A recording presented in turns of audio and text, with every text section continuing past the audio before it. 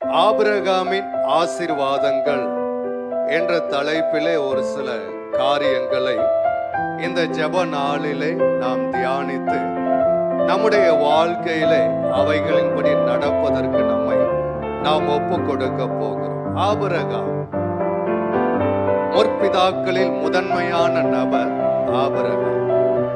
Abraham, ஈசாக்கு, யாக்கோபு, இவர்கள் 3 பேரும் முற்பிதாக்களாய் இருக்கிறார்கள். இவர்களிலே முதன்மையான ஒரு நபர் தான் இந்த ஆபிரகாம்.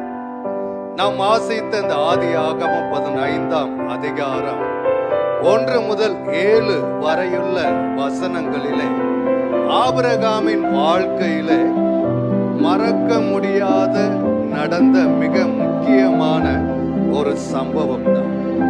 வேதத்திலே ஆபிரகாமை குறித்து அநேக வார்த்தைகளை நாம் வாசிக்க முடியும். ஊர் என்கிற கல்தேயர் பட்டணத்திலே ஆபிரகாம் வாழ்ந்து கொண்டிருந்த போது கர்த்தர் ஆபிரகாமை பெயர் சொல்லி அழைத்தார். கர்த்தர் ஆபிரகாமுக்கு வாக்குத்தத்தம் கொடுத்தார். கர்த்தர் ஆபிரகாமை ஆசீர்வதித்தார். சரிங்களா? அவர் ஊர் என்கிற கல்தேயருடைய அந்த பட்டணத்தில் இருக்கும் போது முதலாவது பெயர் சொல்லி அழைக்கிறார், 2வது வாக்கு கொடுக்கிறார், 3வது ஆசீர்வதி.